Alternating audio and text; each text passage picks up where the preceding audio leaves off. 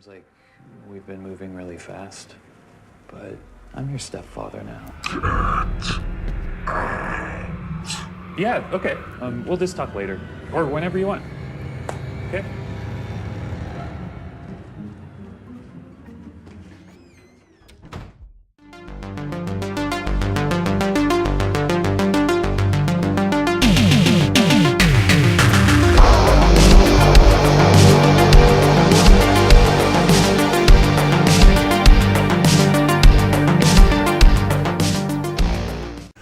So we are talking about the movie Little Evil. This one is available now on Netflix and is directed by Eli Craig. That name sounds familiar to you. He is the man behind Tucker and Dale vs. Evil, which was one of the best horror comedies that we've seen in recent years. And here he is back again with Little Evil.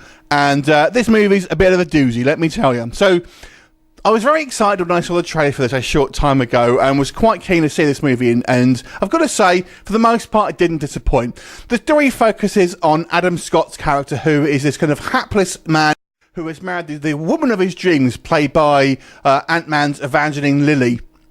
Now, she's got this young son that he hasn't had a lot to do with at this point, and that's kind of explained in the film. So now he's kind of married to this woman. He decides he kind of needs to kind of maybe spend a little bit of time with the son and bond with him, but the son may be the spawn of Satan himself, or at least just a little bit weird.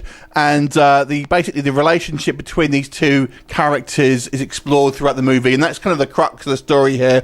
Is it just kind of like strange being a dad? Is he kind of imagining it, or is this boy really the son of the devil? So let's discuss Little Evil. I've got to say, I really enjoyed this movie. It does have a couple of problems I'll come on to, but let's talk about positives first of all. First of all, for me, what they really carried this movie is the performances of its principal cast. Adam Scott here, I thought his kind of deadpan delivery and comic timing was absolutely perfect. And he's your kind of point of view character, and it's played more or less straight. And, you know, his kind of reactions to this kind of stuff that happens, and the slow realisation about this kind of the situation that he's in, and things get weirder and weirder as kind of the story goes on, I thought was absolutely brilliant. Maybe I would have liked to have seen that kind of that initial sort of sections maybe stretched out a little bit, maybe to have a little bit more of this kind of slow learning curve about what's actually going on. But overall, I loved Adam Scott in this movie. He was great. The little kid, oh my God, he was great. He was fantastic casting, because he really does strike the balance between kind of being cute, but also being quite menacing looking as well. Now, a lot of that's going to be down to the costuming, the makeup, that kind of stuff, and obviously the direction itself. But I thought the kid did a pretty good job, actually, even though he doesn't actually say very much. And there's some quite hilarious scenes that can actually be taken somewhat scary as well. There's kind of this goat hand puppet and stuff, which I thought was brilliant. And there's it's basically a love letter. So a lot of the kind of the horror movies that we've seen from yesterday, obviously most notably the Omen, but also things like Poltergeist and a few others that you'll kind of see throughout the film as well. Evangeline Lilly is adorable in this movie.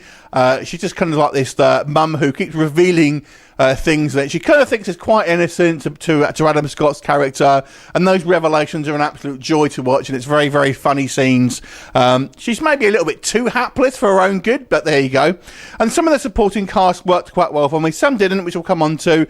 My favourite out of the supporting cast was a guy we only ever really see in one scene, and he's this the guy who takes the video at the weddings. It's a really funny scene where they're basically examining the kind of the wedding footage, and he actually gets a little bit meta about kind of filmmaking now. I thought that was very, very good. It does have a few special effects, and does have a few, maybe not scary moments, but kind of like somewhat scary moments, perhaps. Like, you could maybe say it as never goes really full on horror, but you know, there's enough there, I feel, to satisfy horror fans on kind of multiple levels, I would say. The humour as well, the jokes for the most part work for me, at least the ones from the principal cast, which leads me on to the negatives. I didn't feel some of the tertiary characters worked quite as well. Some of the kind of the support group of these kind of like stepdads and stuff, some worked, some scenes worked, but some scenes didn't for me.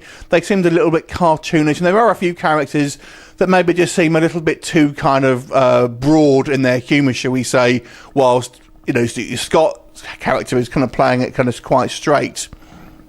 And for me as well, I found the third act was a little bit of it takes a different turn, goes a little bit more dramatic, but still a kind of a fun element, but it didn't quite live up to the first two acts for me, which I thought were absolutely quite hilarious. It's not quite as funny, and kind of goes down the somewhat of a more typical kind of movie approach, shall we say. It didn't actually end in the way that I thought it would. I'm thinking I'm pegging this film for a particular ending, which it didn't go that way.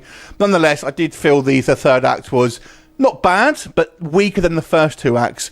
However, overall, I would say I really enjoyed this film. If you are a fan of films like The Omen, but you enjoy comedy here and there, this film is made for you. It really is. I thoroughly enjoyed this film. It's well-paced, it's humorous, it's got good performances with likeable characters. 7 out of 10 for me. Have you seen it? What did you think of it? Leave me a comment and I'll look forward to seeing you next time. Bye for now.